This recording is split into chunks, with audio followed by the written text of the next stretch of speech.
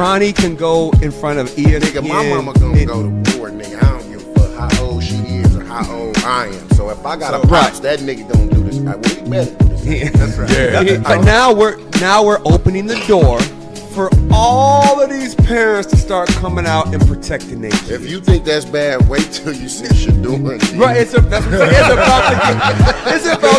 worse. Dion already doing that. We all saw what we saw, and you know what we saw. That's elementary school. No. That's all When you a teammate, he push him like, man, like, let's go. He puts him like, get off of me. Get off of me. Get off me. No, don't touch me. Was it worth the 30,000? Now? In the moment. In that moment. In the moment. He was up. You remember? Was it bingo night or was it? 44. You know what we do on this show, boy. We flow, boy. But keep it high level. This is gonna just give you the beats. And I give you my opinion at the end on all of these topics. But what's going on, the core issue, is the carriage rights fee. First of all, start off the right way. Exactly. Let me start out like this. This is why I'm broke and you got money. This whole Dak Prescott saga. What are those? On the field, I got metric after metric. He's a winner. Okay, he's number one in all categories for the Dallas Cowboys first 5 seasons. Off the field, unquestionable character. Like, the only thing you got on Dak Prescott is, I am undisputed. Oh, come on. And me playing basketball, and I just want to line up. He's getting up. And show. Yeah, we doing this for real. That's what I did. I want to go rebound. Shoot. This one? Cut that up, baby.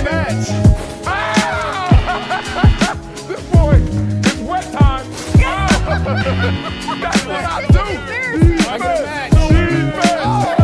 I still don't know why this is a pick, except exceptional play by the defender. Look at that. 2 dudes reaching, and then he comes between them and say, let me split this bunk bed. And I'm out of here. Shotgun snap, slips. Oh, that's ugly. Sack on your first play ever in the NFL. I know your nightmares came true. You're like, God dang. Oh, yeah, this ain't it. Look at this blitz right here. I mean, he only knows so much what he's reading off stats, off paper. I mean, everything's good on paper. But I would always love to hear it from a player because they play the game. What about a journalist? Like, being real, NARPs are journalists. Like, you're from that pool, right? So imagine somebody just said, you didn't play the game. I don't want to hear it. She would have a living room full of people at about 10 p.m. probably every other Friday or Saturday. Come up here and I already know what they want, and I got to sing whatever song. Did you say song. Sing, not rap? You said sing, huh? Sing. Yeah, they ain't trying to hear no rap. They ain't trying to hear no rap. Yeah. Well, you think you can do something with that? Hey man, Michael Jordan too light in the tail. Okay, you know what, big dog? Yes. I ain't light in the tail. If you want some of this, let's go one-on-one right now. Let's get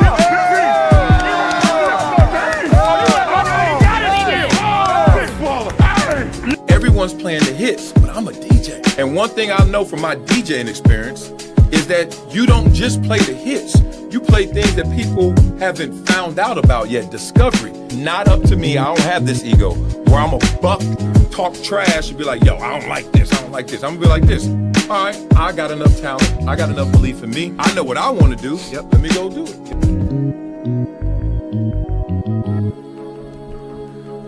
Blah, blah, blah.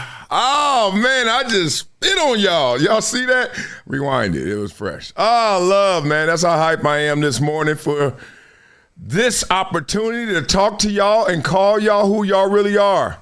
Y'all some damn liars. Oh, I can't stand y'all. I'm talking about everybody out there in the audience, every single one of you guys who kept telling me, and I started to believe you. I don't know why I did. That, oh, man, I don't want to see no college football game. They got too many teams up in there in these bowls and stuff. Then they got these fake bowls and these Pop-Tarts, and I ain't even tripping. And you know what, man, I want to go back to the 4-game schedule. 4 teams only, homie. I remember y'all saying all that. And then, just like everything, just like y'all were going to boycott the NFL because of Kaepernick, just because y'all wanted to not go to Target anymore and didn't want to buy no Gucci, All these damn black, the black avatars and the black pages. And we boycotting Sal's. Boycott Sal's. Boycott Sal's. Why? They got some good pizza. Y'all just always saying y'all gonna do something y'all ain't gonna do. Now, I shouldn't be fooled anymore. But here y'all go again, lying, talking about y'all ain't watching these bowl games. And then turns out, guess what I see? As a headline. ESPN scores best bowl season ratings in 10 years. I am not believing y'all anymore. Y'all are not going to get me to march with y'all anywhere. I'm not protesting with you. No hunger strikes. I told you when I was in college, them fools was talking about let's get a hunger strike going. I said, yeah, I'll talk to you after lunch. I am not doing it. Nope. Ain't no power to the people. It's power to the person. Ain't no unity. Ain't no community. Nothing, because y'all be lying. In spite of uncertainty around the future of bowl games. Uncertainty caused by who? You.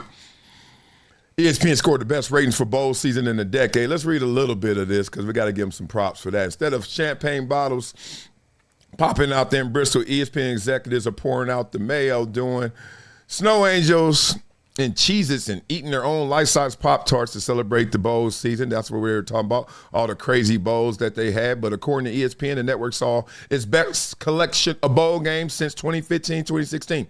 Citrus Bowl and the Pop-Tarts Bowl, Texas, Michigan, drawing 9.1 million viewers. The NBA somewhere saying, oh, please give me that. Oh, I'll do anything. I got some cheeseburgers. I suck yo. NBA wish. The NBA wishes they get a 9.1 somewhere. BYU, Georgia Tech. What? 8.9 million. It's that many nerds and Mormons in this country. God, I saw it. I saw it on, and I couldn't flip my channel fast enough to get out of the BYU, Georgia Tech. Y'all watched it like that, almost to the tune of Texas, Michigan? Never knew. Those were the most watched bowl games outside the college football playoffs on the New Year's 6 since 2019, 2020. Let's give them some love. ESPN averaged 3.1 million viewers, up 13% from last year. Okay, any more numbers, any more quotes? Nah. Okay, so they sum it up by saying there may be too many of those games, but the grand scheme of anything, college football fans will still show up to watch. Yes, so it's okay to admit what you want. It's okay to admit what you like. That's what's wrong with y'all. Can't just admit it. You know who you are. You like college football. Don't give a damn how it comes, what form or shape. Don't even care about what team, I guess. I know BYU was good this year. Georgia Tech wasn't sorry, but at the same time, god dang. Y'all watching anything. Y'all some crackheads. Y'all some crack fiends for this if y'all watching. Now, I'm not lying. Everybody puts on sports. This is what ESPN wins with.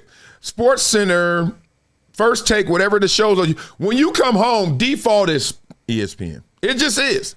I'm not even going to even lie about it. Volume down for me because I'm trying to talk to my kids. I'm trying to hang with my peoples, whatever it may be. I don't need to hear somebody yelling and making up stuff. We're going to get into that topic a little bit later. Stephen A. Smith got called out big time. But I don't need to hear that, right? And this is nothing new. I never wanted to hear them. Some people, some broadcasters, announcers never watch games or listen to the shows with the volume up because they don't want to be tainted, etc. So long as you guys understand it, it's okay to be honest.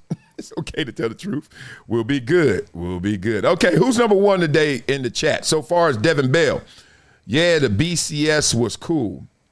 So you want to go back. So you a liar. You can't even when called out, you still want to lie. That's who you are, huh? No, you don't. You don't want the BCS again. Damn, that feel like forever ago. BCS. I almost looked at it like, what is BCS? Okay. And we got my man, good morning. We got to talk to you right here. Who is Too Cool 39? Good morning. Love to you, baby. Early bird gets the worm, but the late mouse gets the cheese. I never heard that one. That's pretty dope. I've always heard you can't hoop with the Owls and soar with the Eagles, but people like Herm Edwards always saying, nothing good happens after midnight. I said, shoot, you're right. Everything great. It ain't good. It's great. Boy, don't tell me nothing like that. And then number 3, we got TC210. My dog, you back, huh? These next 5 days are going to be great. Oh, the average male weight gain in the next 5 days will be 5 pounds. You just be chilling. Your wife be like, oh, baby. And you be like, that delay is like, I hope she don't call me again. And then you be like, but that's wrong because she knows she hear me. She know I can hear her. And then worse, I'm going to want something too. I'm going to need her to get me something, and I'm close. So, huh? What'd you say? Try to play it off. Oh, my God. Well, here's something that a lot of people want to talk about. Let's stay in college football. Dan Orlowski, a lot of people want to play it off like they wasn't hyping up Arch Manning, like Arch Manning wasn't going to be the dude, right? And look, he had a roller coaster ride. He did have some good plays this year. He did have some good moments, but at the same time, overall, certainly underwhelming compared to what we expected. But most people done jumped off that hype train, gonna jump back on next year for the draft. We know how it goes if he balls out. Well, not everybody. Dan Orlowski's like, hold my beer. Let's talk through this. We were talking about this pre-show. If Arch Manning was in this year's draft, number 1 overall. Not even close. Not even close. Not even close. He'd be the runaway number 1 pick.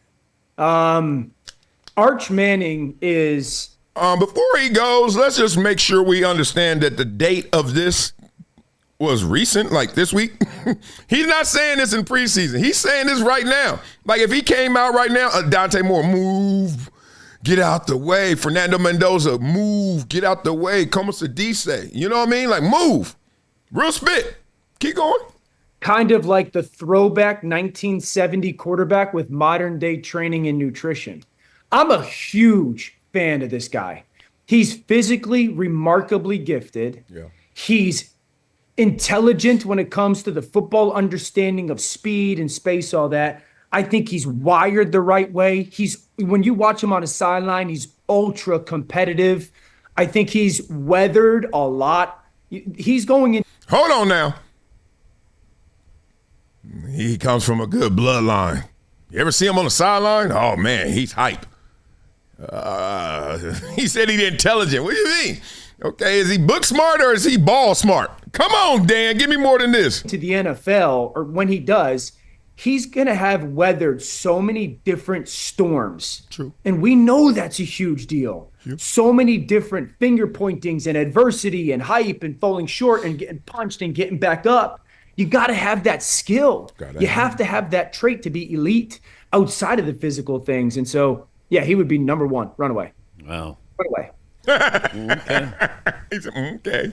I thought he would be a top 10 pick, but when we had this conversation before, I was told that, NFL scouts said, no, he would be the number 1. He would be the number 1 pick. Runaway, Dan. Runaway. He didn't say that. He wasn't that confident. He just said he'd be the number 1 pick. And add in the context of this, the 1-2 pick are Las Vegas and New York. I mean, these are huge markets, obviously massive organizations when it comes to like at least visibility. And so, yeah, number 1, runaway. And then you'd have Brady as the owner in Vegas. And the pick would already be made. Blah, blah, blah. We're going to talk a little Vegas, too, because Tom Brady is talking about who he wants to coach, or at least who he wants to bring in to coach. But what I find interesting about that was the certainty, how absolute he was in, it's not even a question. And he didn't even really give you great detail on the field, X's and O's. He gave you more about the I's and U's, more of the mental makeup, more of what makes the quarterback different than other positions. Because before you even get the ball snapped to you, the center touches it first, but you touch it and it's most important, right? You got to deliver it to all of those resources you got. The weapons, right? The fastest thing on the field is the football. Second fastest thing is the person you're going to give it to, right? So you're the quarterback, and this is why I admire quarterbacks. And frankly, I never wanted to be a quarterback growing up, but now you look at it and you can understand that's a road to riches. But that road ain't smooth. It is a monster. Think about it. Most football players, most positions, we get to line up and do our job. But that's not a quarterback. He has to assess what everyone's job is, and then on top of that, he has to integrate all of that to do his job. And he has to do all of that in different phases. Whether he's looking at the defense, what he sees is not what he can believe, right? You got to go out there. That's pre-snap. That's disguise. They are playing it off, right? They're going to go to a 4-2-5, but they line it up in the 3-4. Huh? And you got to know who's coming, who's not. Pause. You got to know where all this is happening. And then, before you even snap the ball, you're like, what they doing? I've seen that before. Wait a minute. Really? Not right now. Not 3rd and 1. Okay. And meanwhile, 80,000 people probably screaming against you, pinching you on the road to home, but you hearing 80,000 people. Then you got to go here. Okay, what's my X got? What's my Y got? What's my Z got? Oh, God. What's R got? Okay, what's R2 got? What my lineman doing? Protection. Mike there. We ain't snapped the ball yet, yo. I wish I would have to take the SAT before every snap. Hell nah. And you sitting there, you like, hey, Omaha, this is 74, son. That don't even count. I don't even know how they be doing that K on 3. And then you got 2.5 seconds before you're going to hear our alarm go off. Ring, ring. Break glass in case of emergency. You must abort mission. Abort. Whatever you were thinking, whatever you thought you saw, forget about it. It ain't that no more. They are not running that post route anymore. They don't turn that into some waggle, right? They are not running that corner route anymore. They don't turn that into a comeback. You running. Big old dude like me coming at you, and I'm faster than you. Most of the D linemen are faster than the quarterbacks. Now, there's some quarterbacks faster than Mo. You know, you talking about, you got a Mike Vick in my day, or you talking about right now, Caleb Williams and dude, you ain't catching them. But the point is, Lamar Jackson, you ain't catching them. But the point is, most of these quarterbacks, we catching. Mm-hmm. And then he got a lot. Jesus. Well, he's saying Arch Manning could do that. Now, we haven't seen it consistently at the level of excellence we anticipated. But sometimes your friends could ruin the movie for you, right? Dog, this is the best movie you ever seen. What? What movie? Oh, man, we got to go see it. It's insane. What is it?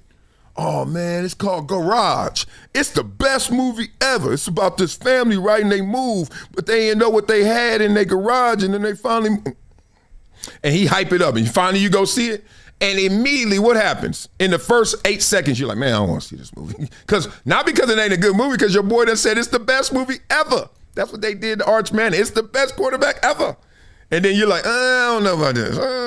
So you sitting there. Expectations make you either look at something with joy or relief, kind of like you put that pressure on it. And you're like, either it's going to, wow. But if somebody, man, this movie, go see it. But you going in there, you're like, oh, this is hilarious. See, that's what I'm saying. So now next year, we're going to reset our expectations for Arch Manning, and he's going to light it up more than likely.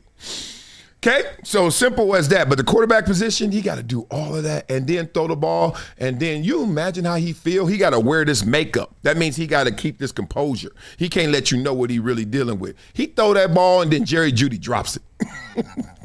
I just picked him because he dropped a lot of balls this year. You're looking like, do you know what I had to do on this play? Let me tell you what a D lineman like me had to do. And I ain't going to lie to y'all. There were times where I didn't even have to know what anybody else was doing based on the call. There were some times I needed to know what everybody was doing because it made my job easier. I give it to you like this. If it's a base front, I got the C gap. Okay, thank you. What'd you say, go C? All right, cool. All right, C gap mine, homie. Go up the C gap, stay still like a fire hydrant. Good luck trying to move me out the C gap, fool.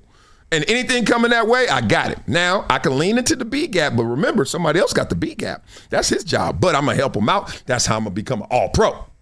All right? Or I'm going to go D gap, which is really just the sidelines. Like, I got everything out there too, homie. Cool. That's it. That's it.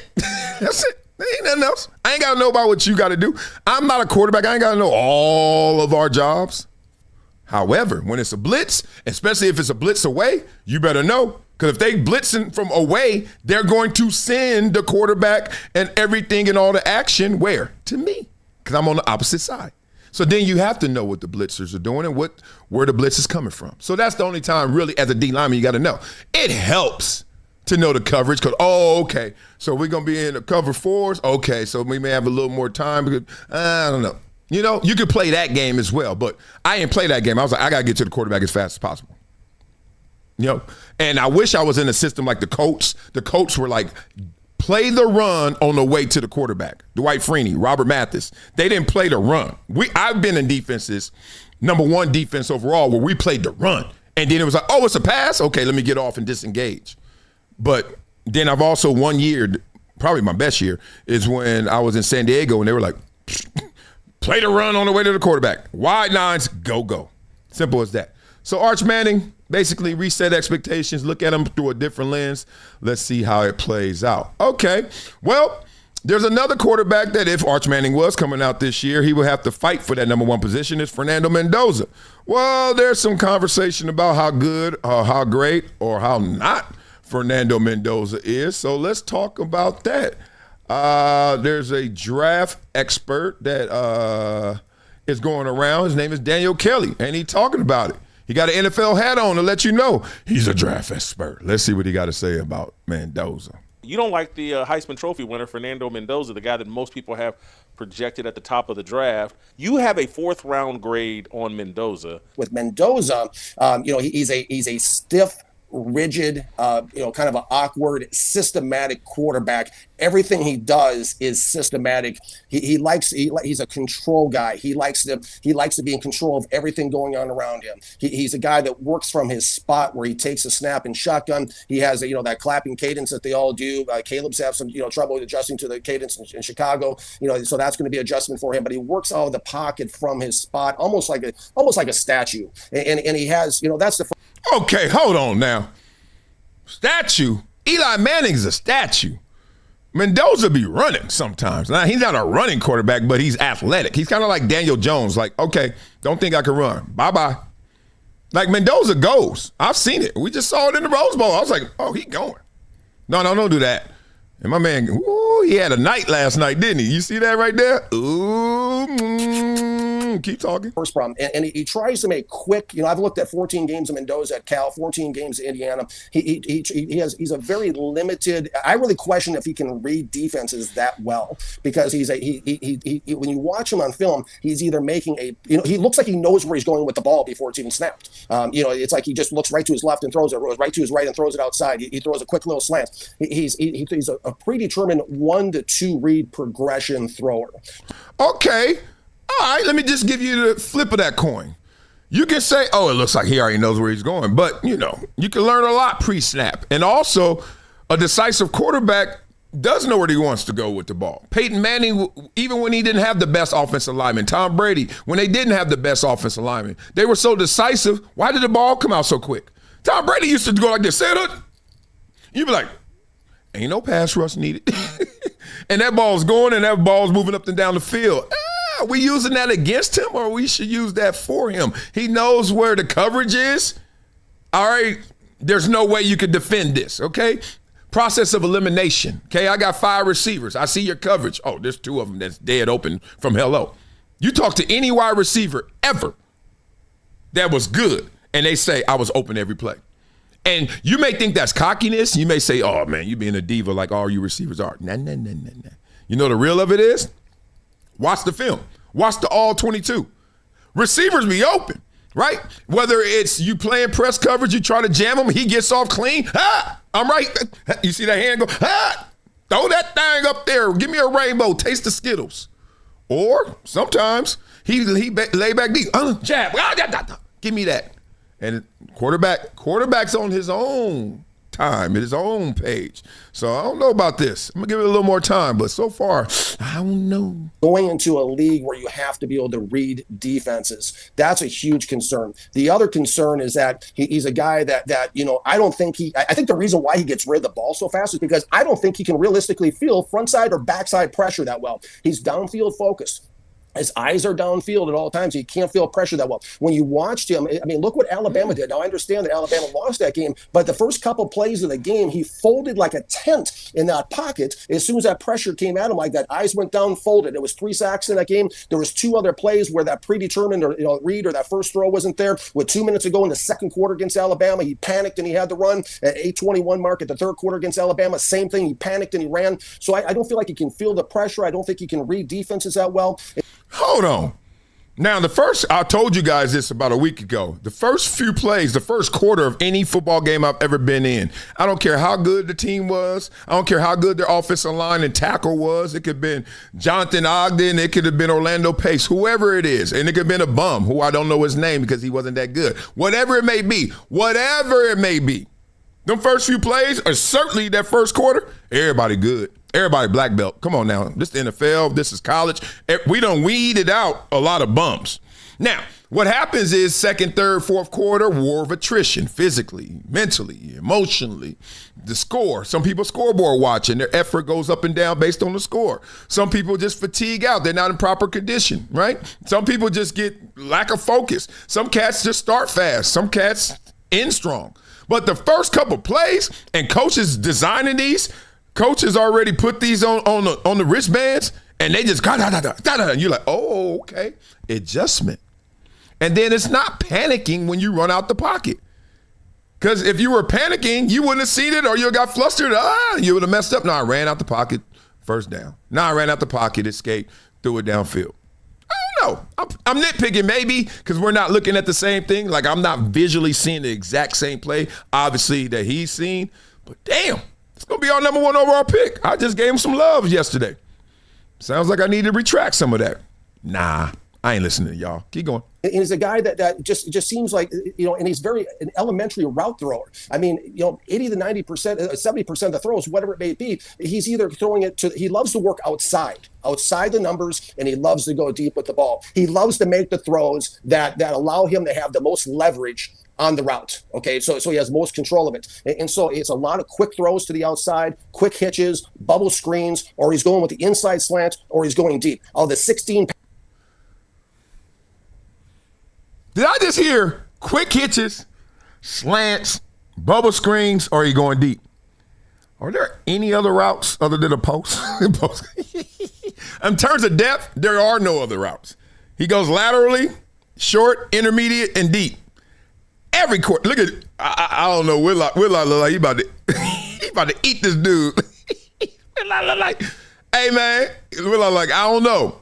I ain't seen that much Mendoza, but what you sound like don't sound like the guy I've seen. Come on, man. Passing attempts that Mendoza had against Alabama, 11 of those passes were exactly like that. So I think that altogether, he can't feel pressure that well. I don't think he reads defenses that well, and he throws an elementary route tree, and things have to be perfect for him. When he gets moved off his spot, now if he moves himself off his spot, which is really still his spot when he rolls out to the outside because he's controlling it, but when he's forced off his spot, it's a different story. Hey, he stuck the landing. Once again, these damn interviews, they stick the landing when he moves off his spot. But if he moves off his spot, not because of pressure, then it's still his spot. I like that. I can't lie. That was dope. And that's real. Like if I'm controlled drifting, I'm not drifting. It's under control. You know what I'm saying? I haven't lost it yet, my traction. So all in all, just some food for thought on this show. We give you something to think about because we want you guys to see this coming before anything else. So when the draft comes up, you hear good and bad. You're going to hear that about every prospect. I remember when I had that rude awakening. Mel Kiper was hyping me up as much as the 15th pick. Yeah, real spit. This is why I love Mel Kiper, but at the same time, I don't listen to nothing he says because he has to, they have 98 mock drafts right before the draft. And then if you ever do the homework, if you ever take the time, and this is not to cast aspersions on Mel Kiper, who once again I love, but if you go back and look and match the actual draft to his last mock draft, the 98.01, right? It's off. Does he even get 50% in the first round? You can't. So it's okay. So that lets you guys know what I've been telling you. It's a poker game. Only the number 1 overall pick doesn't have to sit down at the tables and play poker. He the one that walks around, just grabs his boy's shoulder with the drink, the free drink, you know what I'm saying? The cocktail waitress with the leggings on, them stockings they be wearing. And he just be like talking and just talking. So this is Vegas this year. Vegas is acting like this, walking around just poking people. How you doing on them tables? How's it going? Because they got to play a game. But the number 1 overall pick, he can say, like easily Tom Brady could come out in March and say, we picking Mendoza. Move on. Or they could say, nah, we want to see some action underneath us, number 2 pick on, because we want them to waste resources in the guesswork. It happened with Jacksonville last year, and this is no diss to Travis Hunter, who's a beast, but they gave up a grip. You want to know why they gave up a grip? Because they didn't know what was going to happen at number 2. Right? They didn't know. They knew Cam Ward was going to Tennessee. Tennessee made that clear, to my point. Poker. Tennessee like, I ain't playing poker, man. I'm just going to be out here just chilling. About to go to the club, dog. Hurry up. Hurry up and win your money or not. But then everybody else, 2, 3, 4, now they playing games. Ooh, Travis Hunter. Look, ooh. Who's the number 2 pick last year before Jacksonville traded up and got it? Beat it up in the comments. Let me know. Ooh. They doing all that. You know what I mean? Like, damn. You and your boy at the club, he like, ooh. And he just like, dang, look at her. And you like, and then you take off. You the hater. You the type. I saw her first. Okay, good, because I wasn't really looking at her. It was her over there. I just wanted you to go over there because I know you be hating everything I really want. I got to throw you off my scent. So beat it up in the comments. Let me know what you guys think, how that goes. Who's number 1 right now? Danny Fan, my dog. As a Chargers fan, I'm praying for the Raiders to pick Mendoza. Wow, you guys are really off Mendoza. Y'all really listen to this dude. Okay, I ain't mad at it. Y'all saying Arch is overrated. Can't believe all that. Look, nobody has a great year all the time, especially when all that hype. And his first game was on the road in Ohio State. Hello, I reloaded. So yeah. All right, last one, Red Beard Runner, give you some love. I'm curious how many failed Browns quarterbacks would have had a different career had they been drafted to another team. Yeah. I mean, that's for us to have conjecture, us to talk back and forth with, but we can't use that. See, this is the one thing that I think is a disconnect. Even when I'm talking on this show, I don't hate any of these players. I root for everybody in the fraternity. I just don't think everybody in the fraternity qualifies for the levels that they own. Like if we in a frat house and there's a top level penthouse, that's for the Hall of Famers. I can't go up there. I could go up there. My homie say Hall of Famer. Bruce Smith's like, yo, come up here for a second, Wiley. Chop it up. Okay. Other than that, I know where I sit. I ain't even on the second floor. Those fringe Hall of Famers. Like, damn, he should be a Hall of Famer, but I don't know if he is. I don't know if they're going to let him in. He should be, though. Rodney Harrison. He ain't in yet, but damn, Rodney Harrison, y'all hating. Okay? It's a different level. I ain't even there. Then under that level, it's like, oh, he was real good. You ain't ever thinking Hall of Fame. He's like, he was real good. I may not even be that level. Some years I was, for sure. But then, it's okay. It is. But at the same time, know thyself. So you can know where thy fits in. And so when you talk about context, I hate when fans start saying, y'all do this with Shador. His offensive line, nobody give a damn. His teammates are sorry. You know what his teammates are saying? They quarterback sorry. That's how it goes in the NFL. We don't want to hear this context because they don't judge us and grade us on no curve. Y'all fans do that. That's why y'all ain't make it. I ain't trying to diss y'all because I know physically you didn't even qualify. But mentally too, you weak. You got an auntie behavior. Like, what if I get drafted to a sorry team and then we ain't got no other weapons? You better make it up. What did daddy say? Boy, are you hungry or do you want something to eat? There's a big difference. If you just want something to eat, you go in the kitchen. Mama, we ain't got nothing in here. Yes, we do. You just don't like it. If you hungry, whatever's in there you're going to eat, including the kitchen cupboard, the knobs, the napkins. You make a napkin sandwich if you hungry. Come on, man, miss me. So I talk like that. And if y'all don't get it, oh, well, that's why you didn't make it. I love saying that. That's one of my biggest flex. Like, I go to a gym right now. I go to a football field right now. I wish when the kids come up to me cocky, you know, half the time they don't know who I am. I'm old. I'm limping. I just had hip surgery. They're like, what is fool? Who this old ass dude? And then somebody will tell them, oh, no, he was he. And then they go like this, oh, okay, respect. But they don't respect us like we used to respect our generation before us. They don't do that. They don't even look you in your eye half the time. He'd be on his phone. He's like, oh, cool. Then his dad be like, come take a picture with him. He'd be like, who this fool again? Take the picture. Point being, ain't no grading on the curve in sports. You all right? You eat what you kill. Now you better go kill it. That's it. Simple as that. All right. Beat it up in the comments. Let's keep talking. We got to talk about now what's going on, and coaches are calling out coaches. See, this show, the hydration situation, told you guys, it wasn't based on hate. It was based in reality, and people were faking the funk. So, you know, when I used to work on network, I used to have a lot of beefs. I did. Like, if you watch the show, I would always slip in something that somebody was trying to say to me slick online or in the internet or something. You know, I've had all kind of encounters. Whatever. You know me, once the show over, don't come up to me tomorrow, what's up? You want to catch a fade? I'll be like, man, I ain't got no hair. You ain't touching me either. I ain't doing nothing. But I noticed that cats were talking two ways.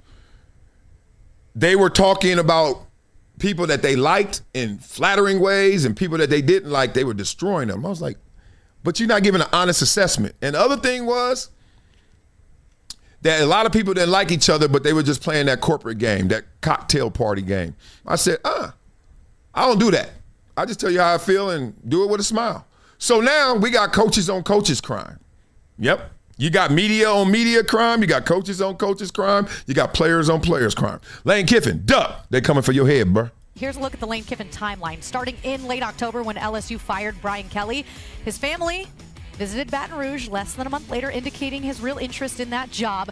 Then after the Egg Bowl on Thanksgiving weekend, Ole Miss athletic director Keith Carter essentially gave Kiffin that ultimatum. You can stay or you can go. Kiffin ultimately chose to go, taking a ton of staff with him from Oxford to Baton Rouge. So a lot of the Ole Miss staff that went with him have not been coaching in this college football playoff run. Then you do have some guys who are hired at LSU but are still with Ole Miss because they're trying to finish this thing out, including offensive coordinator Charlie Weiss Jr. That's probably the biggest name on the list. There's a ton of guys on this coaching staff pulling double duty. I see you shaking your head over there.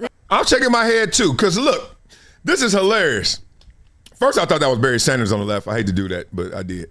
And then, okay, so I'm looking at this cast, this crew, dope.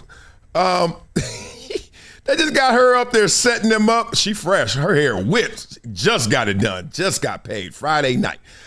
But nobody else could set this up. Like, it just seems so like typecast. You know what I mean? Like, that's all. And then they're like, all right, let's put the beautiful lady here, and all she gonna do is set us up, read prompter that we don't have because we had a live event. And then we're gonna have Barry Sanders Jr., the third, and he gonna chop it up. What's up, big dog?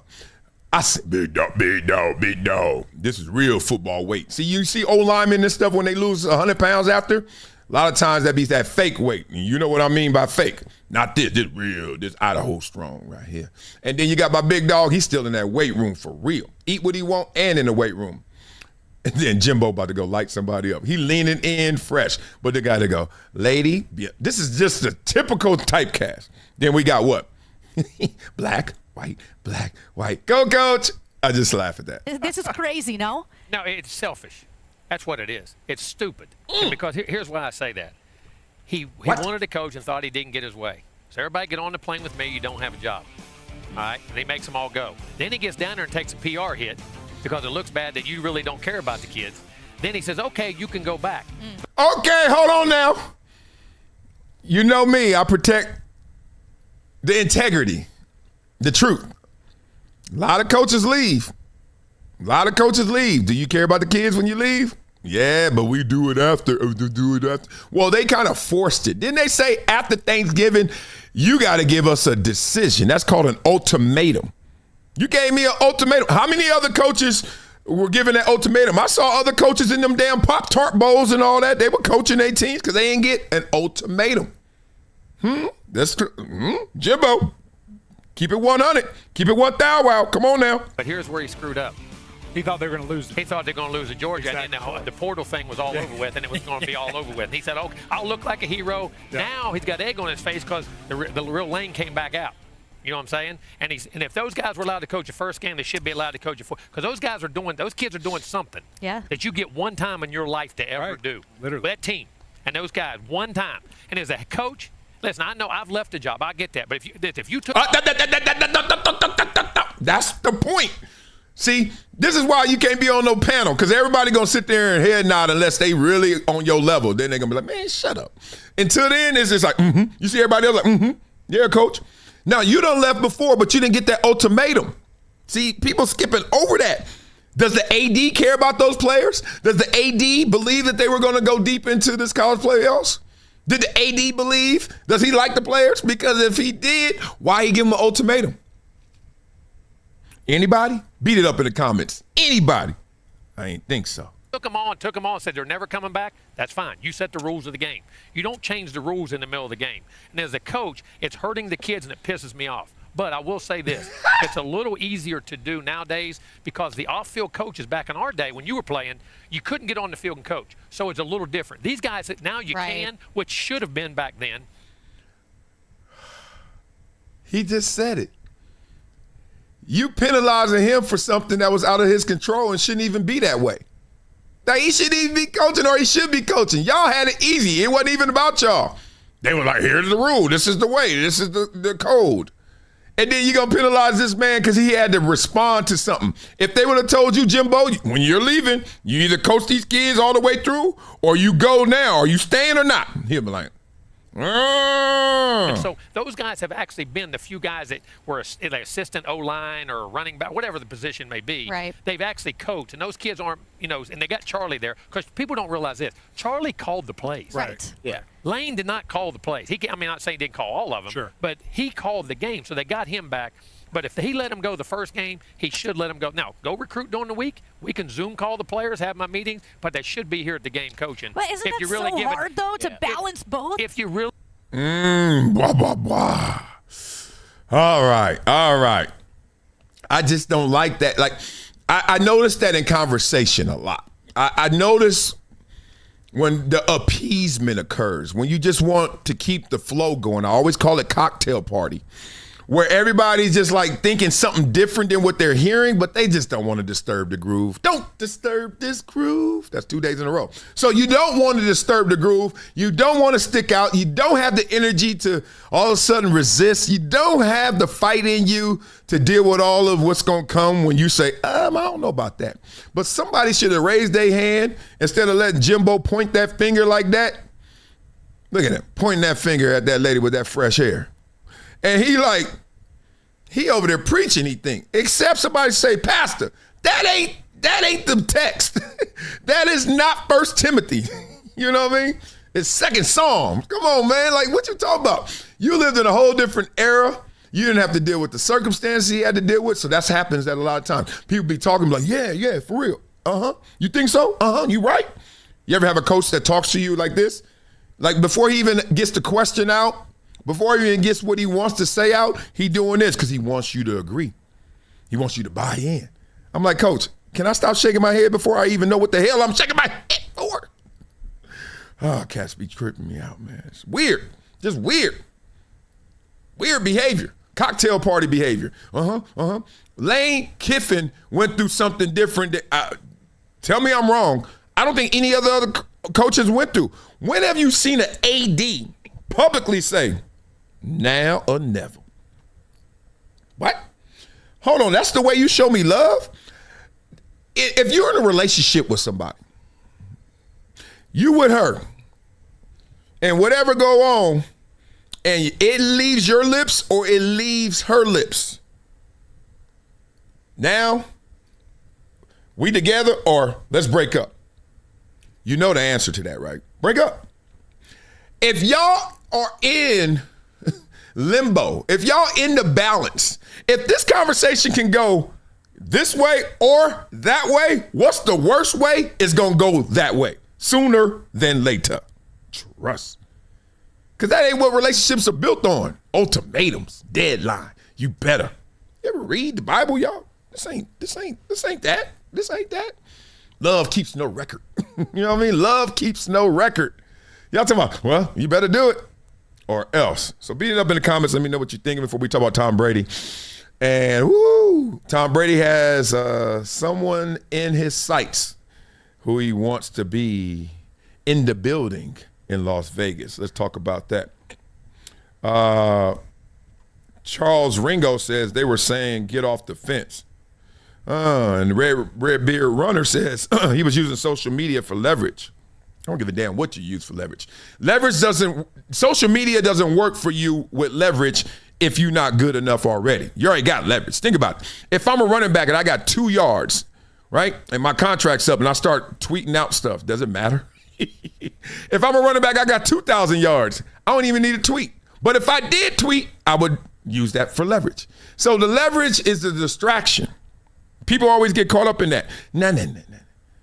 The meat, the matter, right? Lane Kiffin used social media because he could use social media. He took a team that wasn't expected to be good last year and made them damn good. He took a team that was supposed to be worse than the team last year and made them even better. You worried about a tweet? You worried about the wrong things. You got distracted. Simple as that. Okay? And what's my man Dog Park says, not gonna lie, the more I listen to these so-called analysts, the more I see that most are compromised and are seeking attention or validation. Oh yeah, man, this ain't no diss to anybody individually. It's just kind of like the constructs. It's kind of how it's designed and set up. You know, it really is. And then some people are just disingenuous. I could call them out by name when they do something crazy. I will. But yeah, they just be saying stuff. You be like, that's why I have my volume down. I just look, and I like to read the bottom ticker, and I like to see the closed captions when I see that they're really engaged to something or it's a topic I like, and I read it a little bit, and I say, oh, okay. That's it. Because they are compromised. They're not compromised because they're liars so much. They're compromised because there's a certain flow, right? You ever go to a resort, and they got a lazy river there, and you're like, oh, yeah. And then you realize, oh, man, you can't bring alcohol in the lazy river. Them little kids with you can't be drinking in there, right? 1 or 2 per person, right? They don't let you walk. You got to float, but you can walk faster than you float. Lazy River's starting to look a little worse than it did when you first landed, right? So it's just like that. I think they just put you into a scope at times. That's why McAfee is killing it, right? That's why everyone has a podcast, because it's like we know the flow of the show. I can't stand Tom Brady. What? Why are you mad at Tom Brady? You know what I mean? We're going to do that. I think we got a Mad Dog segment coming up and a Skip Bayless segment coming up. And they going at Tom Brady. It's just like that. So that's just the game. That's just how it goes. All right, I don't think we're going to stay here long on this one right here, but Tom Brady makes immediate John Harbaugh decision after Ravens firing, right? Immediate. We got any quotes in here? He says, yeah, he said immediately.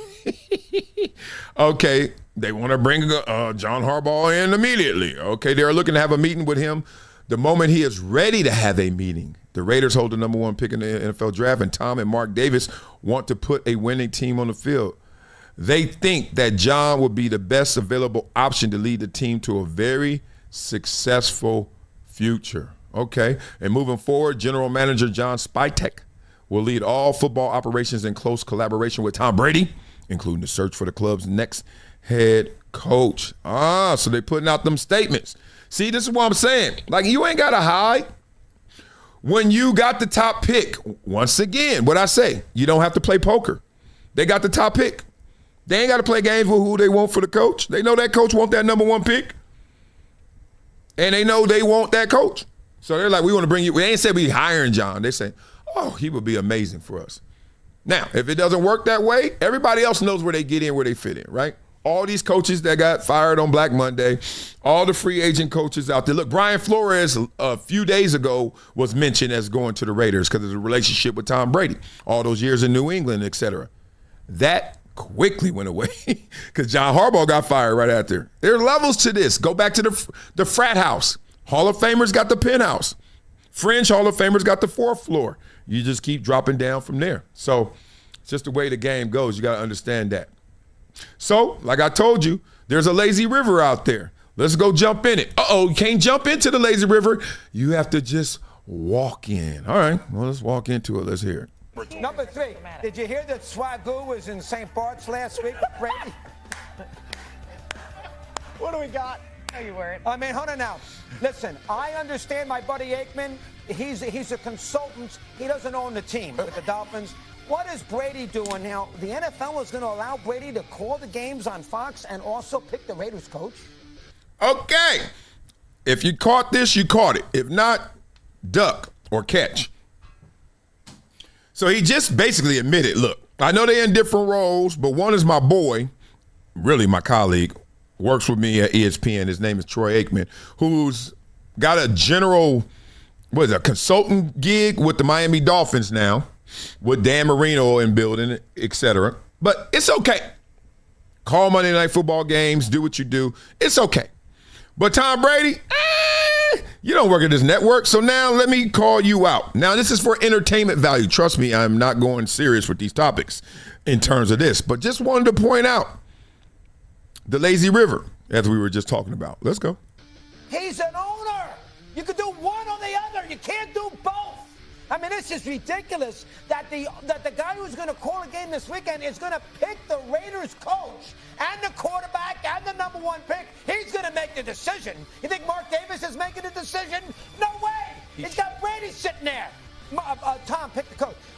So Brady's going to sit there now, and he's going to call the game this week in Philadelphia, and at the same time he's going to have a cell phone going on to see who's a candidate to coach the Raiders.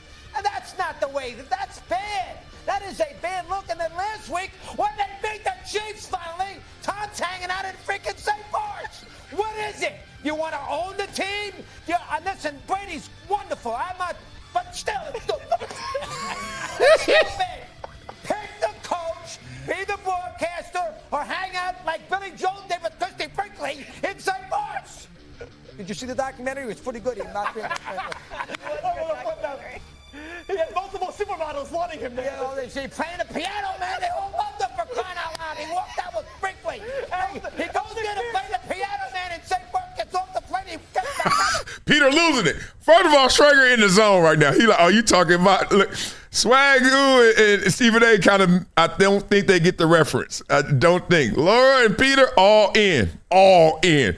But regardless, you got to keep the entertainment value high, so you got to give the giggles, right? Hilarious. Right, with Brinkley. That's not bad. Look at them two in the middle, like, all right, Swag get it a little bit. All right, you got youngsters. Blah, blah, blah. Ain't nothing wrong with what Tom Brady's doing. We know it. It's a changing world. It's evolution. It's inevitable that these roles are going to get blurred, just like there was a day at ESPN. When you worked at ESPN, you couldn't go on Fox. There was a day at ESPN. You worked at ESPN, you can't go on all these other networks. You can't go on those streaming services. You can't do nothing. They were the last ones. FS1, from day one, you worked at FS1, man, go wherever you want. You promoting our brand. Go get it. You can go on ESPN. We don't care. They wanted you to get written approval, which no one ever did. You just be like, I'm going to tell my CP, I'm going to tell my producer, and then if anything ever happens, I told you. But ESPN was last because they really wanted to protect their brand. We're like, we're not going to give you that. Now you see them everywhere, don't you? Pretty much. There's some opportunities that they're like, nah, I don't know about that. But for the most part, they let them do anything. So you saw that change in that industry from protect your brand. You work at CBS. You don't do anything else but CBS things. To now, like, man, go ahead. As long as you come back home, right? So why can't Tom Brady do all these roles? Think about these roles. If you're an owner, true power delegates. Owners ain't sitting there counting beans. Like, what? How much? 78 million, 78.1. What are they doing? Oh, look at him. That's the one. That's the one I need. That's your Jerry Jones. He got all them roles. Right, Tom Brady's an owner, part-time owner, minority owner, I should say. Okay, that's easy enough to do, even though it's a difficult job. But now I'm a broadcaster. That's my gig. That's my main gig. You know how it goes. I don't study 24/7. No one does. But I put in the work. Then what else? What else you say? Oh, I can't help pick a coach? What? And I'm going to every single team and facility every single week. I can't pick a coach? I know these coaches better than anybody. Certainly better than Mark Davis and those guys they may know of. I saw him on Friday. I saw him on Saturday walkthrough. I saw him Sunday in the game, pregame. So everybody going there. Everybody going there. When I say everybody, even people that used to swear would never say anything about Tom Brady, would fight to the end, would fight Hall of Famers with muscles, would actually undercut their partners who are Hall of Famers with muscles and say, damn it, Shannon, put your damn glasses back on. Even they going at Tom Brady. I hate this old crap. Hate it. Should Tom be more cautious of who he's Tom dating? should grow up. Well, he should grow up. That's okay? just beneath his dignity. He's with a 25-year-old. I don't mind the age gap. It doesn't bother matter me the at all. age, but How old so is he now? Like 48. He caught himself. He was about to lie in front. Was it Gerberstein, right? His wife. He was about to lie so hard. You know how you get in front of your lady, you be like, man, I hate going out. And he was about to say that. Oh, he's below him. He's dating some young. Then he was like, hold on. That man in him kicked in. That primal kicked in. Ain't nothing wrong with that age gap, right? Skip just contradicted himself in 1 second. Let me speed this up, because, boy, Skip, y'all talk slow. Let's go. But, I mean, so he needs to be, now for him, he's made it because he can be with an influencer who is at the top of her game because she... But that's I just can't take it. That's like a cry of jealousy and resentment. Like, a cry of, okay, look at me, yeah, look what I've okay, look, achieved. Giselle, look what I can do. Right. I'm You with think the she hottest girl cares? on the internet. Look at this. She's laughing. And we got PDA going on. We're God. actually touching each other. So pathetic. I don't know. He needs to grow up. Grow up. I don't think Grow up, Giselle cares 2 iotas of a cent, as she's happy with her new husband and a child. She's just like last year's, news. Okay, stop. Ernestine, that's her name. Sorry, respect. And you know I love Skip Bayless, but you crack me up. How you know what the hell Giselle doing? Like, Giselle, as much as you say how happy she is and all that, I know one thing. He ain't Tom Brady.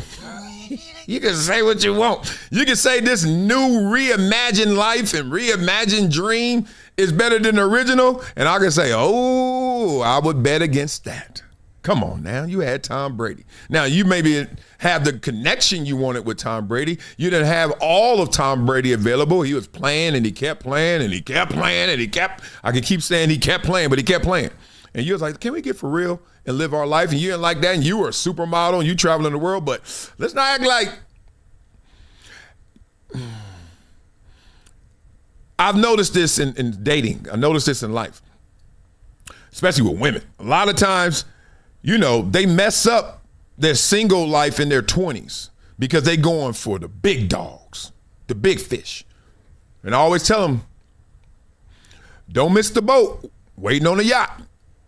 And they missed the boat, right? She got a yacht. She got Tom Brady. Well, she was a yacht her damn self, so 2 yachts. However, now you're in a boat. Maybe an amazing guy, all that kind of stuff. Well, maybe Tom Brady was too. You married his ass, so he must have been something. And now you ain't with Tom Brady. Just letting you know. Don't try and diss Tom. Just move on. Well, he's happy with his filler, I guess. Right? And I guess he's going to have a relationship with her now. They're going to have a relationship. Oh, please. What got me was you're supposed to be preparing for these big end-of-season football games. I can't remember. He did the one at Chicago. He did Chicago-Detroit, I'm pretty sure. I didn't watch it because I didn't care about it. It didn't matter to our show, which is Arena Gridiron. But I saw him on after the show. So it's a pretty big game because it was the Bears playing for the 2 seed. And for him not to be locked in to football, and then Fox is trying to sell his credibility, that's a loss of credibility. If you're on a yacht between Christmas and New Year's celebrating, it's just wrong. Did we go anywhere between Christmas? No, because I'm locked into my show. We live in a different world than most people. I don't miss. I'm going to watch the game. He doesn't miss, but we live in a very different world than I would say 90. Did y'all catch that one? All right, so Skip didn't watch a game, a big game, but it didn't mean anything to him, and it didn't matter to his show. I get it. Nobody watches all the games. But then he's like looking at Brady. He's like, he covered the game, but now your image. This is like Romo when he went to Mexico during the bye week at the end of the season. Remember that? And everybody blew that out of proportion. Like they really make that seem like that's the correlation to why you don't win the Super Bowl. See, we shouldn't have went to Mexico. Remember them dudes, what was it, Odell Beckham and all them, had on them Timberlands going on yachts in Miami? This is that kind of stuff. Okay, you lock in a whole different way than most people. And she just said that. But that doesn't mean that you can now criticize how he locks in. Because obviously he locks in. He Tom Brady, y'all. 9.9% of people that exist on this planet. But that's because there's only one of him. There's only one of you. But we have Tom with her, but it's not going to last more than whatever was last week's news, and this was. But then you have the Belichick with her. It's just. That's why there's something in the water in Foxborough because Belichick's with a 24. 24-year-old, right? And he's 74. I don't know. I find him more pathetic than Belichick. Really? Tom Brady. I just think he needs help. I don't know. I got it. Stop. I thought it was good. I got the pathetic part out. And they called him pathetic, and it was stupid. Whatever. Blah blah blah. Never listen to somebody when they end their statement, whatever they try to say, and they trying to be provocative, and they say, I don't know. Why you say it then? And I know it's a nervous habit. Doesn't mean she didn't really know, but what you talking about then? I don't know. We got it worse than Belichick. These people over here reading happiness. Let them be, man. God dang. But, I'm old, and that's old. So that's hella old. That's how the game goes. So beat it up in the comments. I see what you guys are talking about. We're going to get into Cam Newton. You know how Cam Newton got in hot water before calling people game managers and game changers? Well, he had it again, and this is hilarious. All right. This is interesting. Benny Lyles talking about Tom Brady, and Giselle says she was giving Tom an ultimatum. He's better without her. She wants to lead in her relationship. Stay away from females like that. I don't know if she want to lead or not, but she did give him that ultimatum, it felt like. And what I just say, if somebody come up to you like, it's either this or that, you be like, which one's worse? That? Okay, it's that. Because I know if I'm that close to getting cut, you're going to cut me. John Harbaugh, and I'm going to show it to you. We got this great graphic that shows what happened in the end of that game coming up. John Harbaugh got fired. And everybody going to act like he got fired because they missed that kick. Think about this, though. Put your wisdom hat on. If they make the kick, does he get fired? Most people say no. That's an incomplete sentence. No, he doesn't get fired then.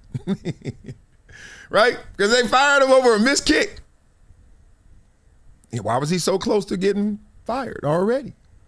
He already lost the locker room. We're gonna have Adam Schefter talking about that. Did he really lose the locker room in Rappaport? We got a lot coming up still, so lock in. Let's keep going. All right, Cam. This shall be funny. Tell me if you agree. Beat it up in the comments. Let's go. Oh, game manager. I got to do this. I got to do this separately. Okay. I'm gonna go here, and I'm gonna go back. All right. There we go. Game changer. Drake May. Game manager. Trevor Lawrence. Yeah. Manager. Aaron Rodgers. Game manager. CJ Stroud. Game manager. Justin Herbert. Game manager. Matthew Stafford. Game changer for sure. Sam Darnold. Game manager. Caleb Williams. Manager. Jalen Hurts. Game manager. Bryce Young. Game manager. Jordan Love. Game manager. Brock Purdy. It's going to hurt a lot of people's feelings, but game manager. Bo Nix. Game manager. Josh Allen. Game changer. Okay. Drake May. All right, so Josh Allen, and who's the other one? Let's go one more time. Game manager. Trevor Lawrence. Manager. Aaron Rodgers. Game manager. CJ Stroud. Game manager. Justin Herbert. Game manager. Y'all know that hurt. We got to keep this current, too, now. Trevor Lawrence eating right now. You might want to upgrade that. And Herbert, we'll see what he does in the playoffs. It hasn't been the best, but that boy is a game changer. Matthew Stafford. Game changer. Okay, now we get out of there. Blah, blah, blah. Everybody else a manager.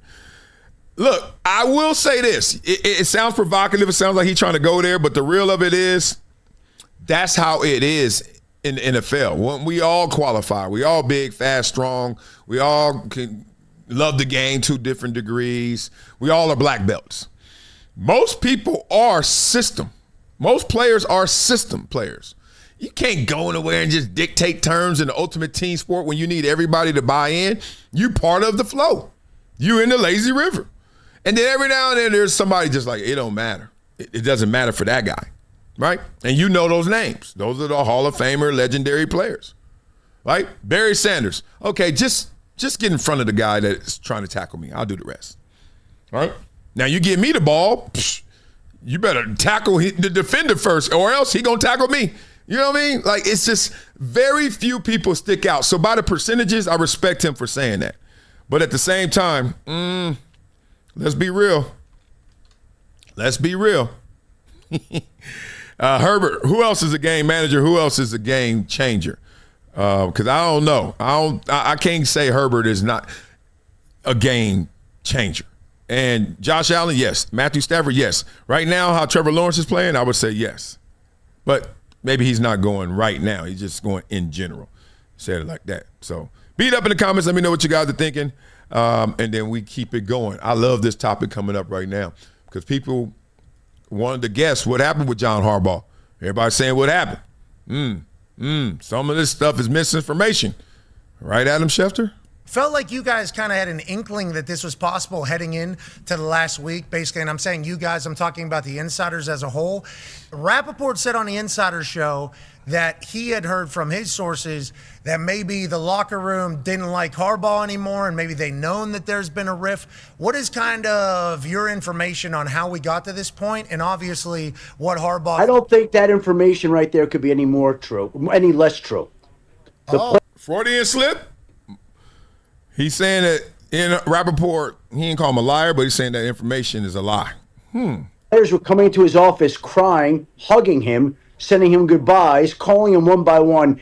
If they felt that way, why are Mark Andrews and Zay Flowers and Isaiah Likely and all these players coming in, crying, hugging him, giving him these long, warm goodbyes? I'm not buying that. Okay, so let's go ahead and slide that to the side as something that is not happening. A.Q. Shipley, who played for the Ravens, said that Harbaugh is his favorite coach that he's ever had. So I think there's a lot That would be consistent. That would be consistent with the type of things that I've heard. Shefty, I've never seen a coach take their players back more than John Harbaugh, especially in the media, too.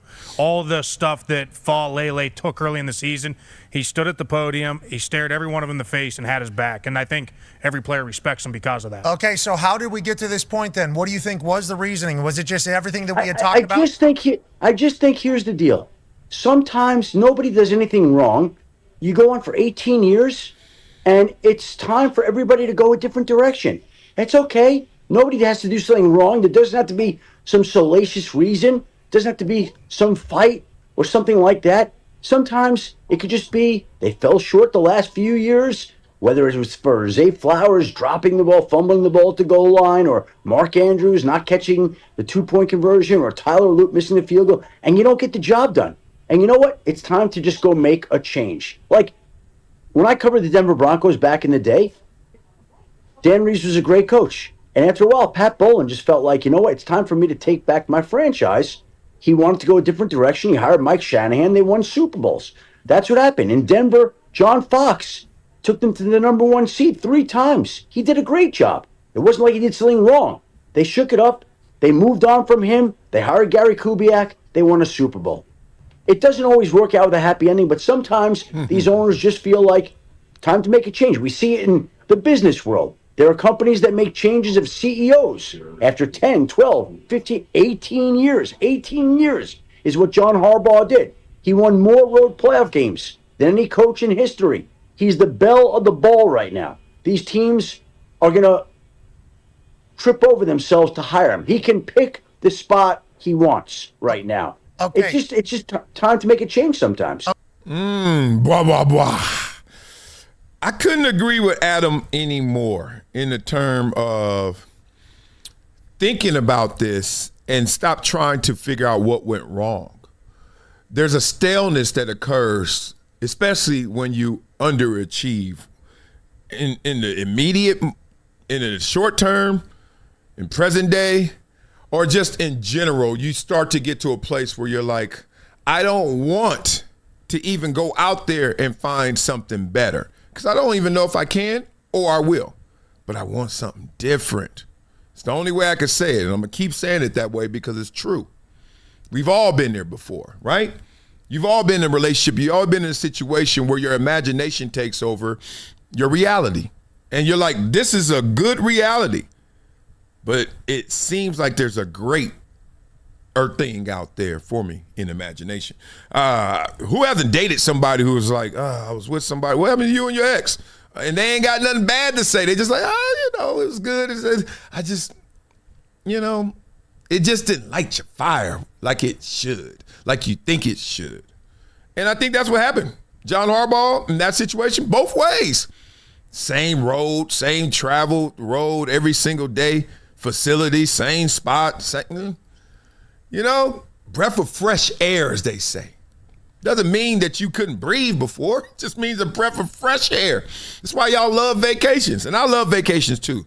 I'm just a creature of habit. I don't like messing up my routine. But I do understand when you do land, right? And you land and you're in Puerto Vallarta and you're like, and you got that humidity and that warmth and you just you hear different music and you see different looks, and you're just like, and the drinks look drinkier. You're like, what? Right? Just a change of pace. And that's a short term. Imagine that in the real life experience. You've been 18 years, same. Different players, but same. And then one day, that vacation feel when you land, right? You know how it goes. They hand you that margarita. You're like, this salt is salty. It's just different. It hits different. So don't act like it can't hit different for John Harbaugh. It can't hit different for Biscotti. Don't act like that. So I'm with Adam in terms of, because I know them players love that dude. At the same time, let me be real. To end Rappaport's point, not everybody loves everybody. Not one place I've ever been did everybody rock with somebody. And I remember this happened to me in Jacksonville. It was a mind-blowing experience. I'm in my last year in Jacksonville, and I loved Jack Del Rio. I was like, Jack Del Rio, good coach. He had a good balance between being a former player's coach, but also, hey, I ain't no punk. Discipline. Because I had some player coaches before, and I was like, stop trying to be the homie, man. Like, you know what I mean? Like, it's cool to be a player's coach, but be a coach first. Right? Don't be a player first. You know what I mean?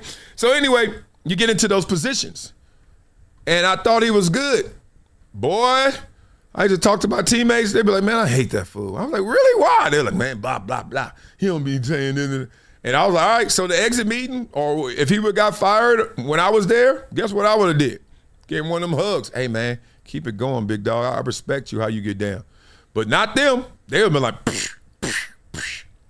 And sometimes it ain't even that deep. This is the graphic I was talking about. Sometimes it's as simple as this. Imagine this. Imagine this.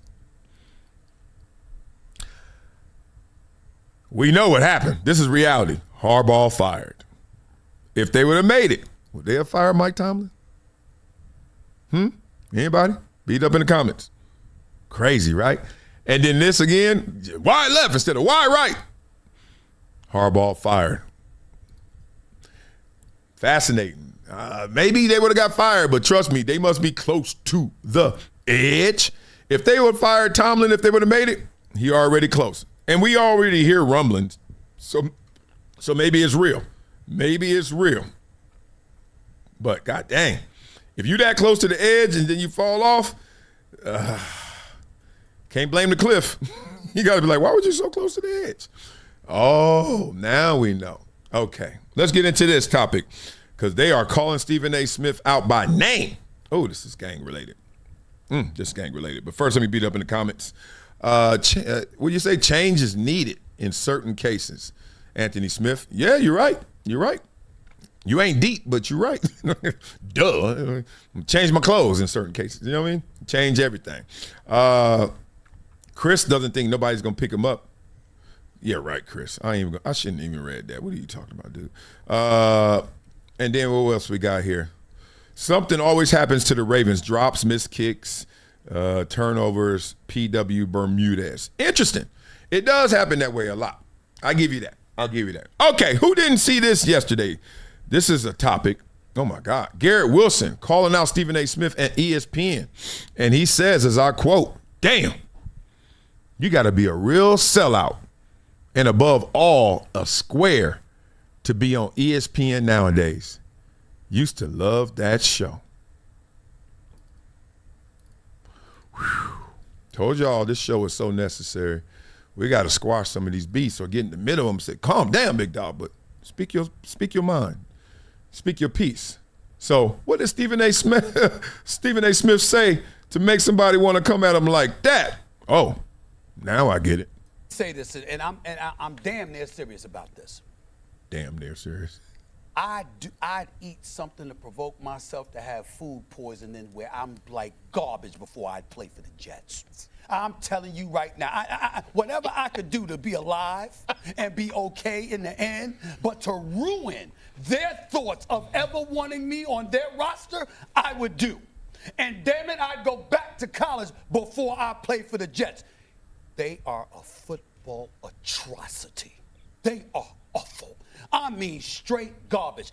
I am a black man that is consistently pushing for opportunities for black coaches throughout the years. I have done that. It's gotten a lot better than it was in the past. And I'm saying it hurts me to say this, okay? Ain't no way in hell Aaron Glenn should still be the head coach of the New York Jets. Wow. They were horrible and digressed. Damn near nosedive. We talk about Alabama waving the red flag. Was it red flag? White flag? White flag? White flag? Okay, white and red. Damn it. All right, you coming to L.A. with that talk. Watch yourself. Red flag, only in certain places, homie. Listen, in New York it's the green and white. You understand? Fireman Ed and the whole crew. I mean, the people that have passed away root for the Jets. I mean, there are people that passed away root for the Jets. They are horrible. Horrible, okay? And they are the place to go if you want to sink, if you want to dissipate, if you want to just rot away. They are horrible. I wouldn't listen, if I was a parent, my child wouldn't even go to the draft. I'm not playing. I'm not playing. You cannot. You know I'm a body language expert, and I love to freeze frame it. Like, seriously, it's nothing mean-spirited about it, but I love film study. Like, I learned so much. I even do film study with my kids already in their little rec league and AAU sports. Why? Because you just don't get to see yourself enough. This world, everything is outward. This world will make you actually look at the world and care more about it than yourself. Starts there. Then also, you don't get to see how you moving. You don't know if you were really jogging or really running. You think you were until somebody shows you in perspective, this is you. You're like, oh, I was sitting there just eating my fingers. Yeah, that was you at the free throw line. You nervous? What you thinking about?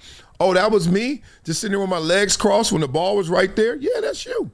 You don't even think like that, right? So I'm doing that. And I'm looking right now. I like her. She ain't there for this. I can smell it. I can tell it. I ain't trying to sell it, but she ain't here for this. And look, you ain't gotta be. But at the same time, somebody need to keep that counterbalance. I respect it. But right now, she kind of looking like, we might be crossing some lines here. Let's hear. And then Woody Johnson comes in there, right? First of all, he had no business being some ambassador to the UK. But as bad as that was, he should go back. He should go back. He's called Trump administration, go back to UK. We don't want to see him in New York. He's horrible. Woody Johnson's horrible, okay? You go up there and you fire Robert Saleh, all right? You alienate Aaron Rodgers, and we get that because, damn it, Nathaniel Hackett shouldn't even been on the damn roster of the offensive coordinator. We know that, okay? Got all of that, all right? Then you go out there and you hire this man. You have the kind of year that you had. You had the kind of month you had. Aaron Glenn had 41 interceptions in his career. 6 pick sixes. And he was the defensive coordinator in Detroit. And this man's defense didn't record 1 interception the entire year. The only team in the NFL history to have done that. That's on him. We saw the Detroit Pistons. Who was the offensive coordinator? Detroit Lions. Who was the offensive coordinator? It was Ben Johnson. So really, was it because of you and that defense, or was it because of Ben Johnson and what he was doing in concert with Dan Campbell? Okay, it was your ass. It was you. The bottom line is this. I don't wish him. I want the man to have a job. I want him to be employed, just not as a head coach for the New York Jets. The fact that you said with a straight face after this season, we gonna keep this man as a coach, shows me that Woody Johnson don't know what the hell he's doing. I'm not letting my child. If he was my brother, I wouldn't let him. If he was my nephew, I wouldn't let him. I don't give a damn what it is. If you got to poison his food, if you got to do something to prevent him from being a New York Jet, you do it. You do it. Last year. Blah, blah, blah. Okay. So now let's give it a little more context to what Garrett Wilson said, because now we heard what Stephen A. Smith said once again. Damn, you got to be a real sellout and above all a square to be on ESPN nowadays. Used to love that show based off of those comments from Stephen A. Smith. Now, obviously, that wasn't the most precise response from Garrett Wilson. I don't think that Stephen A. Smith stepped into the sellout conversation, which is stupid on its face, but still, even if you want to respect sellout as a conversation, he didn't do any of that. He didn't go and infringe on that. Okay. Now a square, whatever that is, if Russell Wilson's a square, as you guys want to tell me constantly, well, then he didn't do that as well. But I do understand what he's talking about. So what is Garrett Wilson talking about? He's like, dog. See, it always starts here. You're tolerated, right? athletes tolerate media because they don't really want media to ever come at them. So they tolerate it. Like, all right, we'll be good. Like, there's some people who are in love with it. Obviously, I'm talking the bell curve, the 80% in the middle. Most people are like, we'll deal with it because we know it's a necessary evil, or we know it helps promote us. We know it's positive, net positive. But if you ask me, I don't really want to be talking about what we think in this game. What was our play calling? How did it feel to get hit? Like, what? Play. You'll know. You'll know all these answers if you played, right? So that's where athletes are coming from. So when you're not an athlete, the first thing they're thinking is like, you know, are you down? You get it? You know, just like you. If you're in a group, you hang with nothing but basketball players, and after games, after school, I should say, you go to play games and you practice with your boys, and you always like to hoop. Y'all hoopsters. Everywhere you go, you want to hoop, right? Now here comes somebody who wants to hang with you, but he don't hoop. You're looking like, okay, what we gonna vibe off of then? What we gonna connect on? We got to find something, because this clique is the hoop clique, and you ain't with it. So you're looking at him almost like an outsider. You're like, Stephen A. And then when not only don't we find something to click with in this conversation, but you go way over there to make it almost cartoonish how this organization is ran, which some would say is valid. But then you're saying, oh, Aaron Glenn, he should lose his job, even though, you know, I want him to keep some kind of role of capacity, but not head coach. Then you want to say the owner don't know what he's doing. He shouldn't be in these positions of power. Or he shouldn't be making these decisions based on the results. Okay. If you're Garrett Wilson, you're sitting there like, we're not even the worst team. We ain't got number one pick. Oh, you can say we are, but whatever. And if we are, there are others like us. Go get them. Oh, you don't want to do that. Okay. So I can see where Garrett Wilson's like, one thing to call me out, but if you're going to call me out, call it out. Oh, you ain't talking about it. You talking about us. So if you're going to make it personal, oh, I can respond and be personal too. Let's clap. Let's clap. So, look, I'm all for it. I do not live in a world where I can talk about you, you can't talk about me. I don't live in that world. Some people do. Some people have those type of egos. Or they think they're protected by entity. They think they're protected by job. I'm a journalist, so I can go and dig into your life all I want. Well, I'm going to start digging too. Shovel, please. All right? You want to clap? Clap back. I like that. Because, look, like they say in rap, just leave it in the booth. Like, don't take it out to the streets. We ain't doing none of that. Ain't no fades. Ain't no what's up when I see you. Stop. Grow up. Get some emotional discipline. Stop being an auntie. But at the same time, if somebody says something like that, if I had pride in every place I've been. Columbia Lions had the worst, well, I keep pointing that way. Columbia Lions had the worst football program in the country when I was recruited. Chip Kelly recruited me. Yep. Then he left as soon as I got there. If I go to that school, and it's the worst. They had the 44-game losing streak. Real spit. Until Prairie View A&M beat it. Not a record you want to have, but they took the mantle from us. Okay. But then if I'm watching ESPN and they killing Columbia, oh, well, you better duck. Because I got pride even in mine, even if it ain't much. Because that takes me back to my childhood when I didn't have much. Don't clown Compton. Don't clown Slauson. Don't clown South Central. Don't clown the schools I go to. Don't clown what I got.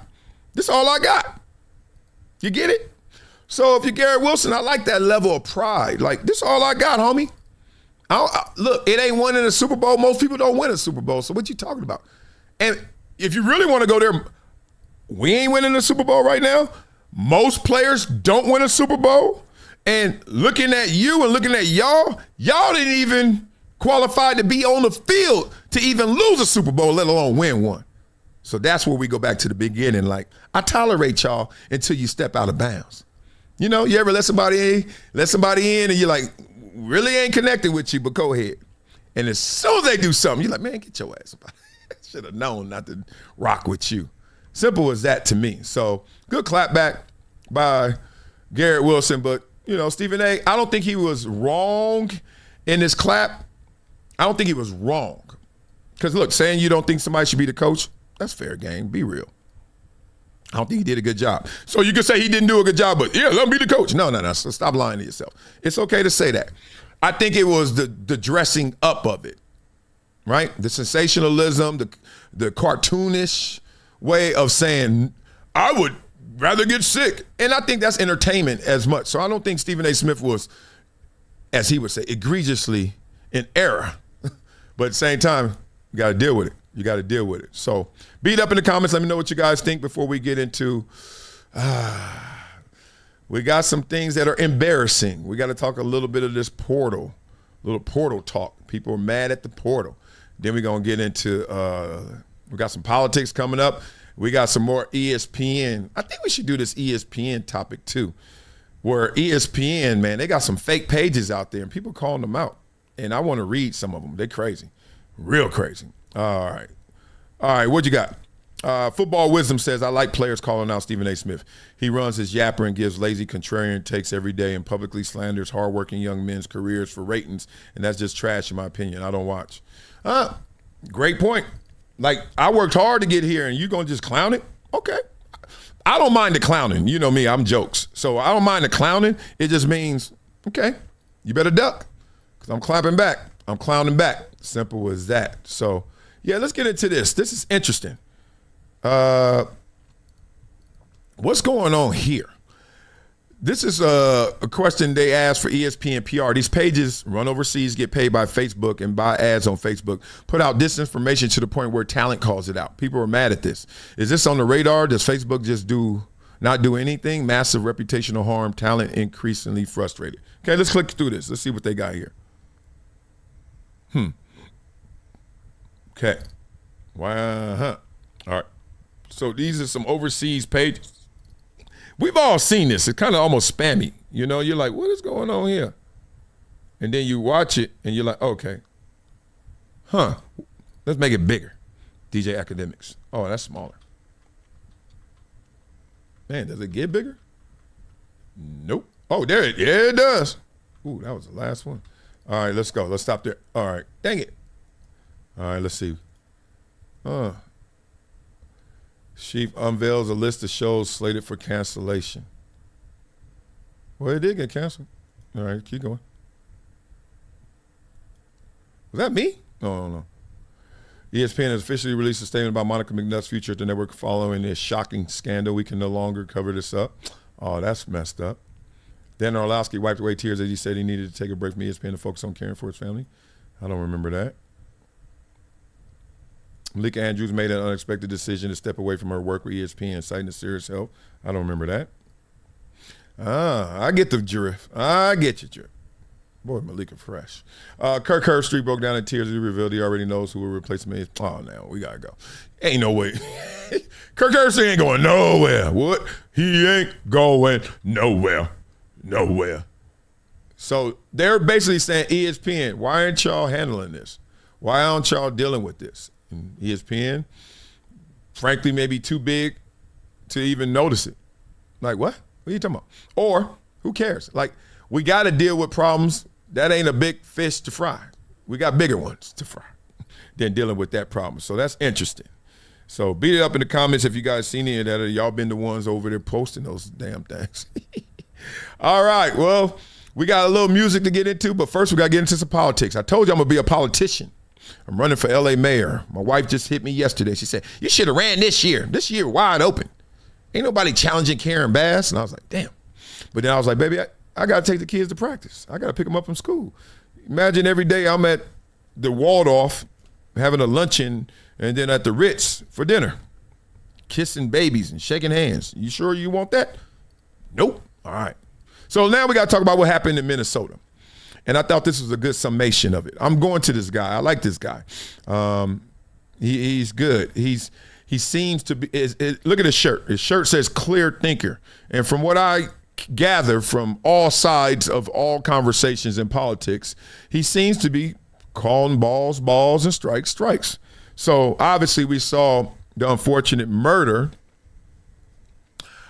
of a young lady yesterday, an ICE agent out there with the raids, and he's going to break it down for us. So let's give it its proper due, because this is very, very interesting. A different way of looking at how the media at times will portray things that not necessarily show the entire picture. Let's go. An ICE officer just killed a civilian. But was she innocent? Many are saying yes, based on this clip. No! No! Shame! Shame! Oh my fucking God! Looks like cold-blooded murder, right? Now, before you react, ask yourself, is there something I'm not seeing? Because there's another angle. One mainstream media isn't showing you. Watch.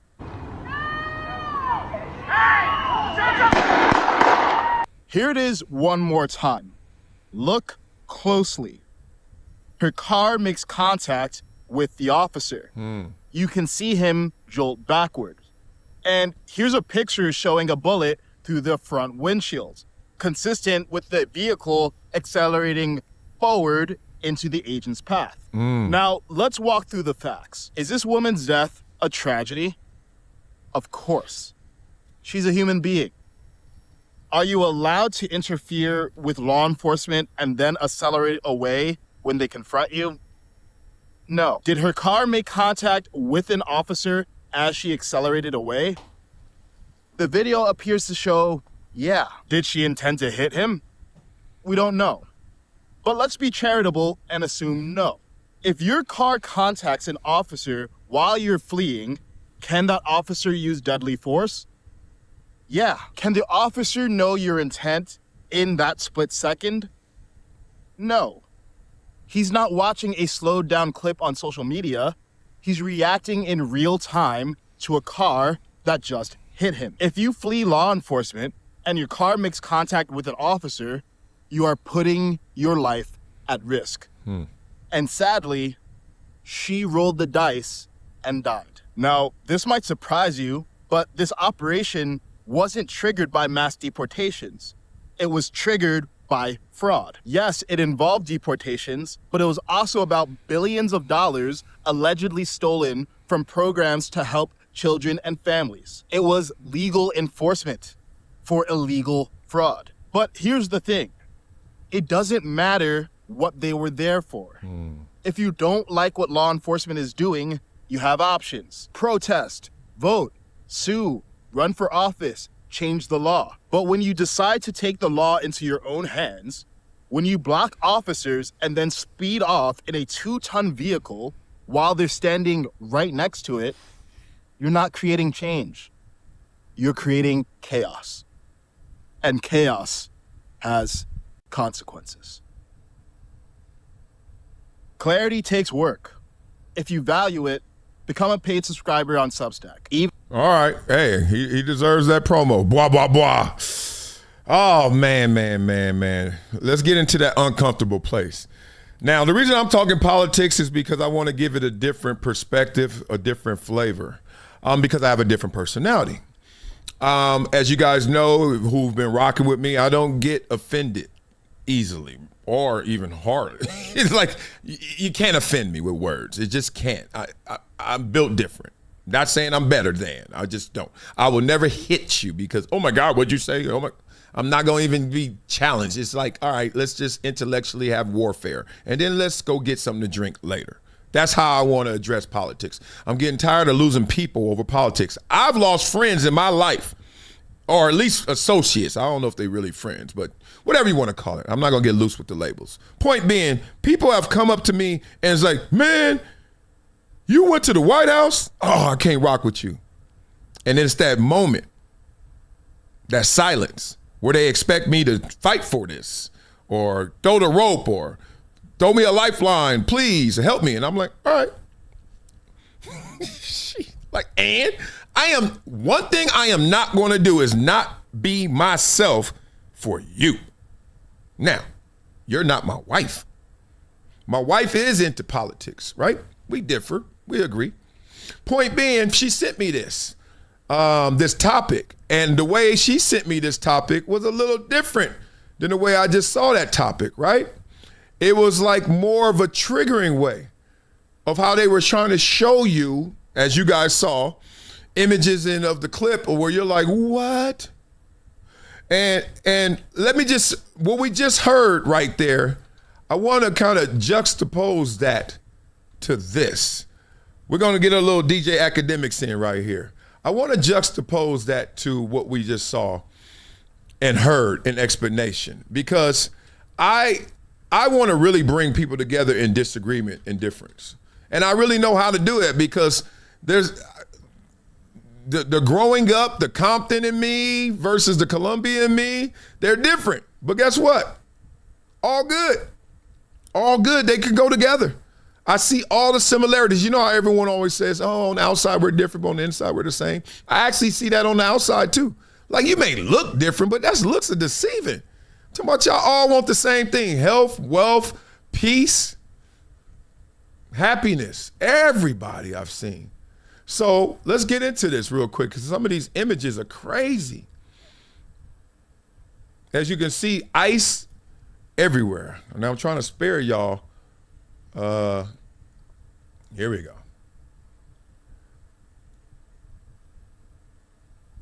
This is crazy. Ice raid. ICE agent shoots. Let's go. DJ Academics, let's get our thing going. Okay. Okay, they got close-up images. They showing you this. All right, right now, oh my God. Okay, we seen that. Does get hit, fires at the impact. Interestingly, her wife was outside the car filming the whole thing also. Oh, her wife was outside filming it, right? And you can see countless ways of them showing it, but it's all framed differently. Everyone is doing the reaction to it, framing it differently, right? And then there's this other one where you can see this. And this is necessary work right here, because the protests, and you can see what it turns into. Like lawfulness. Regardless of why, and I understand that's a whole conversation in itself, especially those who are underserved. But look at the imagery. Look at the polarization. Look how it turns into this. And that's how my wife sent it to me. And I was like, oh my God. And that's just another random day in America. My thoughts on it is, look, I would say this from my childhood all the way through. This is not political. This is not a new thought. Most of the interactions I've ever seen that went awry, that went astray, that went bad with the police had to do with the person involved with the police not being compliant. Now, this is the problem. People don't like compliance. People don't like to even be told to comply. I know it, because I have conversations with people who tell me about their interaction. I was like, did you listen? Did you watch? No, I want to know why he. Okay, that doesn't justify and that doesn't explain all. I'm giving you a generalization, right? And then you start to go case by case, every single situation you've ever been outraged from. And you start to, and most of them are public, right? Most of them are videos you've seen, et cetera. And if you get all perspectives and you get all the visuals and you get all the beats, it's not somebody just typically 10 to 2, yes sir, no sir, here you go. It's not that, right? I had that talk with my dad. My dad gave me that talk. 10 to 2, yes sir, I do. You know that me regurgitating that to some friends and to some people made them think I was weak, wrong, soft, didn't know myself, didn't know my rights. And I was like, I hear all that and I'm still here though. I'm all right. I'm alive. I just don't understand why people want to turn a sidewalk into a court of law. How you gonna turn concrete into a court of law? You're not gonna win. It's not designed for you to win. And that's not a negative. That's the way it goes. You will have your day. If you have your day, look forward to it. instead of in the moment sabotaging it so you never have another day. It's the way I see it. Simple as that. So we're going to talk politics in the way of things that are capturing everybody, and let's talk through it. And if you disagree with me, so what? If you call me out my name, whatever. You know I know my name. So let's have some fun with that. And I mean it. Like, real engagement, just like in a game. Jets versus Bills. I'm about to kill the Jets. I play for the Bills. Pop, pop, pop, pop. Sack. Oh, wow, wow. Tackle for loss. Oh, they scored on us. At the end of the game, prayer circle. What up, baby? What you doing later? You staying in town? You staying in New York? Oh, we got to hang. Yeah, we out here. Coach said we could stay. We beat y'all.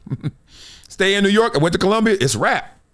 That's how we need to talk about politics. Get the people back into it. Okay? All this pompous BS. All right, last but not least, let's get into this. Who will win this fight? Oh, my God. What will Floyd Mayweather's record be against these four kings? Hagler would be a catchweight. Okay, good. Would Floyd beat Sugar Ray Leonard? Would he beat Thomas Hearns? Hitman? Duran? Golly. Hagler? Marvelous Hagler. Would he? I'm going to tell you one thing. Beat it up in the comments. I'm going to tell you one thing. Oh, God, what am I doing? Y'all like, what are we seeing? We ain't seeing that, Wiley. I'm sorry. I was still on the other thing. Would he beat him? All I know is one thing about Floyd Mayweather. He never lost. That's my dog.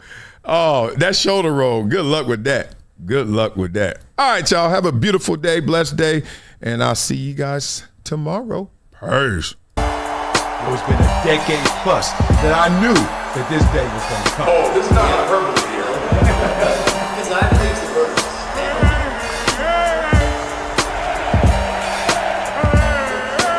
Time to hydrate.